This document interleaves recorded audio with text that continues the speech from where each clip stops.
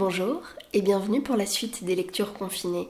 Je continue la lecture d'un récit qui me rappelle l'enfance, la magie, la poésie et l'insouciance. Il s'agit du Petit Prince d'Antoine de Saint-Exupéry. Si vous souhaitez écouter le début, c'est dans la vidéo précédente. Et tout de suite, on attaque le chapitre 6. Ah, petit prince, j'ai compris peu à peu ainsi ta petite vie mélancolique. Tu n'avais eu longtemps pour distraction que la douceur des couchers de soleil. J'ai appris ce détail nouveau le 4e jour au matin quand tu m'as dit « J'aime bien les couchers de soleil. Allons voir un coucher de soleil. » Mais il faut attendre. Attendre quoi? Attendre que le soleil se couche. Tu as eu l'air très surpris d'abord et puis tu as ri de toi-même. Et tu m'as dit « Je me crois toujours chez moi. » En effet, quand il est midi aux États-Unis, le soleil, tout le monde le sait, se couche sur la France. Il suffirait de pouvoir aller en France en 1 minute pour assister au coucher de soleil. Malheureusement, la France est bien trop éloignée. Mais sur ta si petite planète, il te suffisait de tirer ta chaise de quelques pas et tu regardais le crépuscule chaque fois que tu le désirais. Un jour, j'ai vu le soleil se coucher 43 fois. Et un peu plus tard, tu ajoutais « Tu sais, quand on est tellement triste, on aime les couchers de soleil. » Le jour des 43 fois, tu étais donc tellement triste? Mais le petit prince ne répondit pas. Le 5e jour, toujours grâce au mouton, ce secret de la vie du petit prince me fut révélé. Il me demanda avec brusquerie, sans préambule, comme le fruit d'un problème longuement médité en silence, « Un mouton, s'il mange les arbustes, il mange aussi les fleurs ?» Un mouton mange tout ce qu'il rencontre. Même les fleurs qui ont des épines? Oui, même les fleurs qui ont des épines. Alors les épines, à quoi servent-elles? Je ne le savais pas. J'étais alors très occupée à essayer de dévisser le boulon trop serré de mon moteur. J'étais très soucieux car ma panne commençait à m'apparaître comme très grave et l'eau à boire qui s'épuisait me faisait craindre le pire. Les épines, à quoi servent-elles? Le petit prince ne renonçait jamais à une question, une fois qu'il l'avait posée. J'étais irritée par mon boulon et je répondis n'importe quoi. Les épines, ça sert à rien, c'est de la pure méchanceté de la part des fleurs. Oh! Mais après un silence, il me lança avec une sorte de rancune. Je ne te crois pas. Les fleurs sont faibles, elles sont naïves, elles se rassurent comme elles peuvent, elles se croient terribles avec leurs épines. Je ne répondis rien. À cet instant-là, je me disais, si ce boulon résiste encore, je le ferai sauter d'un coup de marteau. Le petit prince dérangea de nouveau mes réflexions. « Et tu crois, toi, que les fleurs… » « Mais non, je ne crois rien. » J'ai répondu n'importe quoi. Je m'occupe, moi, des choses sérieuses. Il me regarda stupéfait. « De choses sérieuses ?» Il me voyait, mon marteau à la main et les doigts noirs de cambouis, penché sur un objet qui lui semblait très laid. « Tu parles comme les grandes personnes. » Ça me fit un peu honte. Mais impitoyable, il ajouta. Tu confonds tout, tu mélanges tout. Il était vraiment très irrité. Il secouait au vent des cheveux tout dorés. Je connais une planète où il y a un monsieur cramoisi. Il n'a jamais respiré une fleur. Il n'a jamais regardé une étoile. Il n'a jamais aimé personne. Il n'a jamais rien fait d'autre que des additions. Et toute la journée, il répète comme toi « Je suis un homme sérieux, je suis un homme sérieux » et ça le fait gonfler d'orgueil. Mais ce n'est pas un homme, c'est un champignon. Un quoi? Un champignon. Le petit prince était maintenant tout pâle de colère. Il y a des millions d'années que les fleurs fabriquent des épines. Il y a des millions d'années que les moutons mangent quand même les fleurs. Et ce n'est pas sérieux de chercher à comprendre pourquoi elles se donnent tant de mal pour se fabriquer des épines qui ne servent jamais à rien. Ce n'est pas important, la guerre des moutons et des fleurs? Ce n'est pas plus sérieux et plus important que les additions d'un gros monsieur rouge? Et si je connais, moi, une fleur unique au monde, qui n'existe nulle part, sauf dans ma planète, et qu'un petit mouton peut anéantir d'un seul coup, comme ça, un matin, sans se rendre compte de ce qu'il a fait, ce n'est pas important, ça?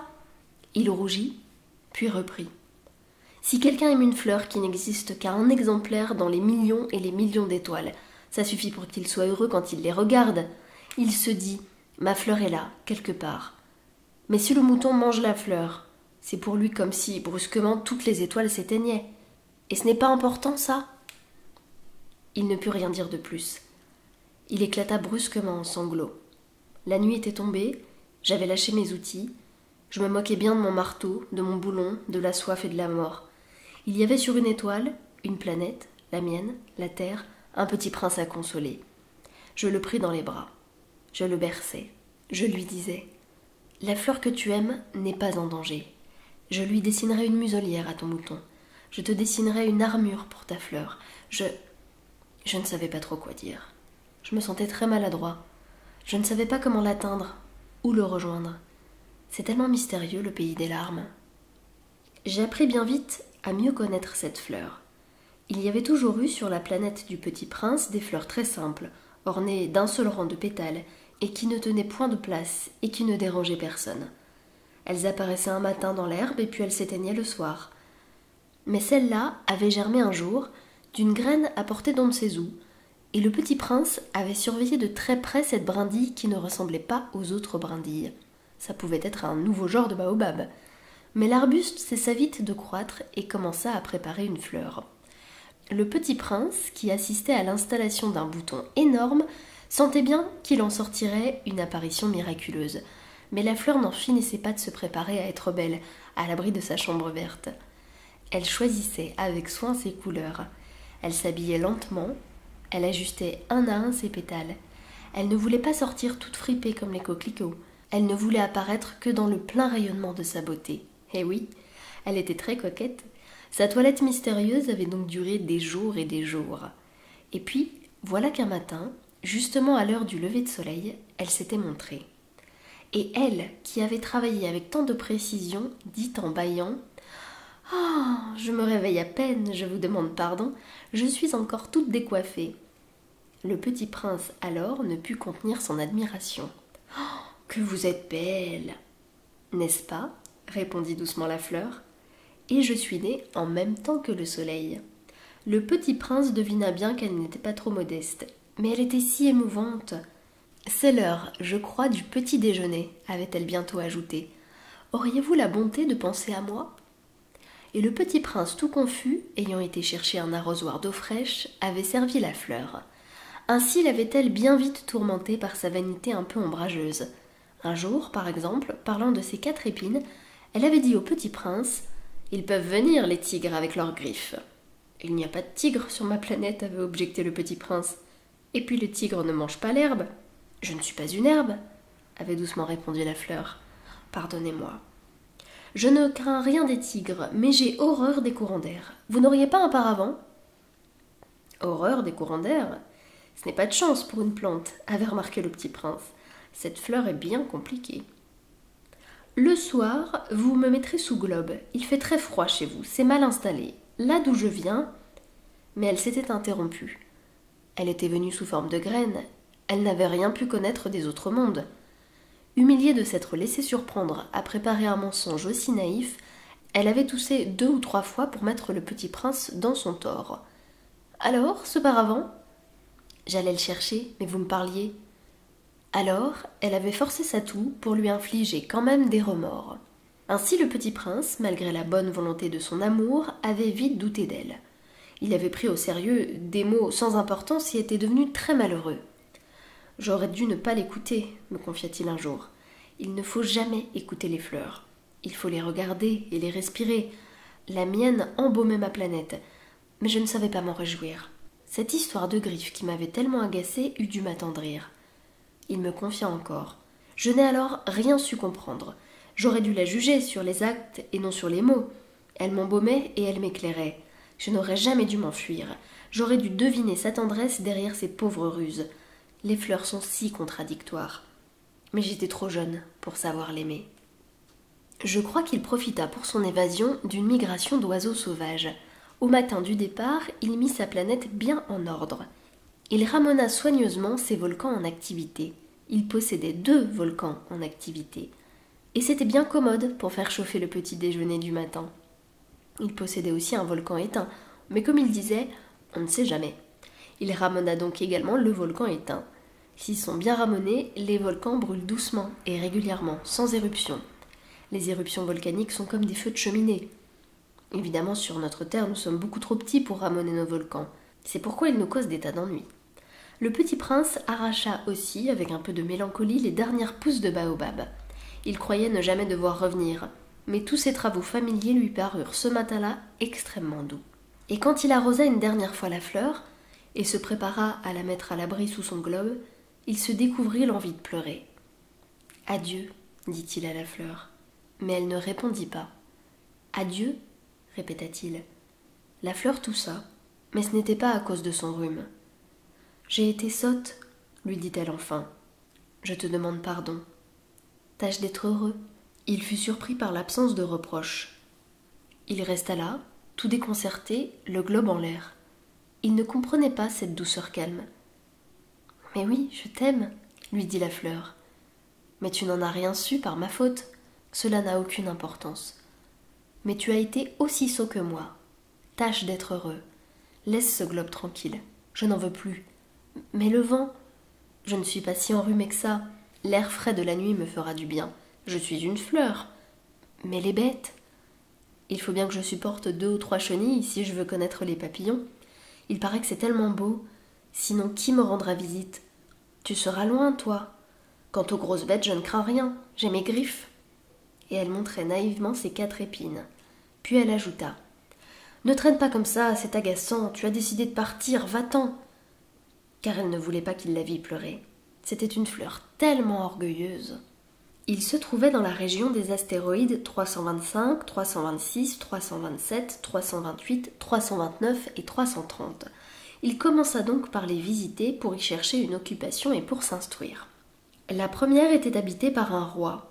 Le roi siégeait, habillé de pourpre et d'hermine, sur un trône très simple et cependant majestueux. « Ah, voilà un sujet !» s'écria le roi quand il aperçut le petit prince.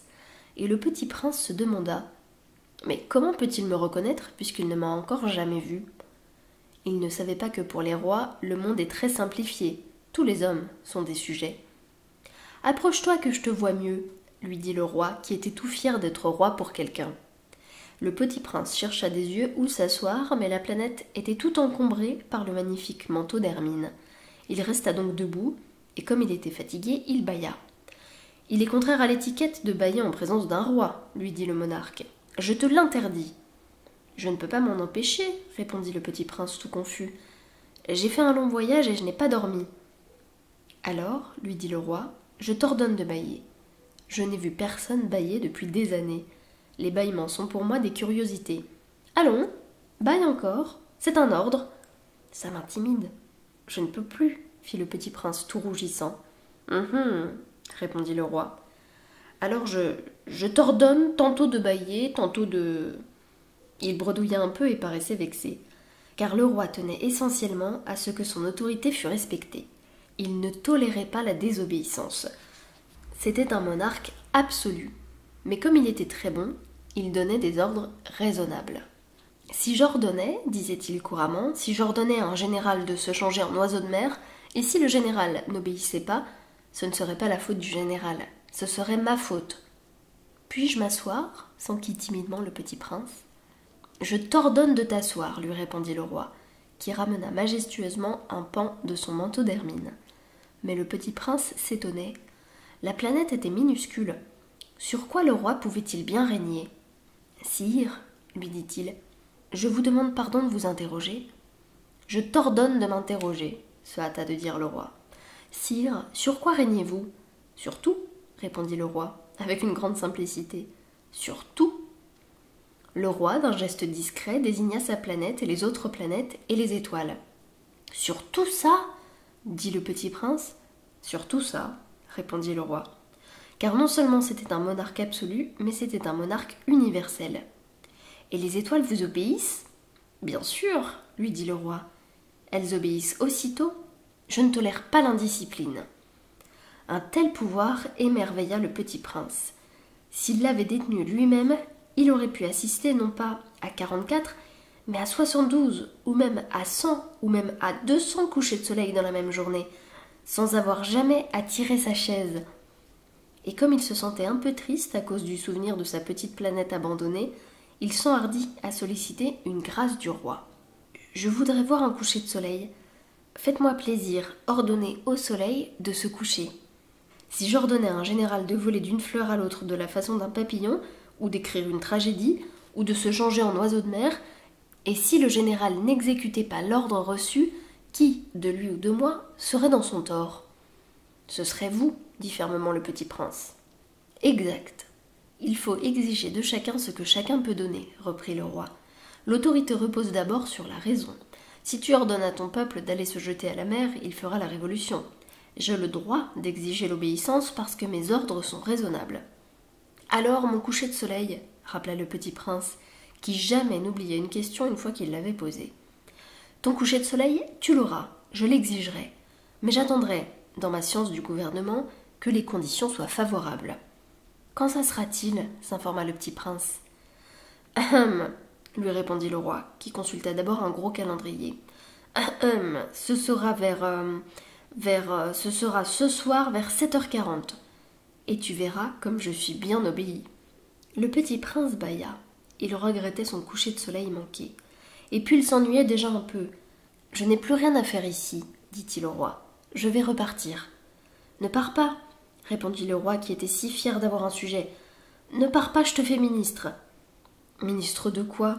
De la justice. Mais il n'y a personne à juger. On ne sait pas, lui dit le roi. Je n'ai pas encore fait le tour de mon royaume, je suis très vieux, je n'ai pas de place pour un carrosse et ça me fatigue de marcher. Oh, mais j'ai déjà vu, dit le prince, qui se pencha pour jeter encore un coup d'œil de l'autre côté de la planète. Il n'y a personne là-bas non plus. Tu te jugeras donc toi-même, lui répondit le roi. C'est le plus difficile. Il est bien plus difficile de se juger soi-même que de juger autrui. Si tu réussis à bien te juger, c'est que tu es un véritable sage.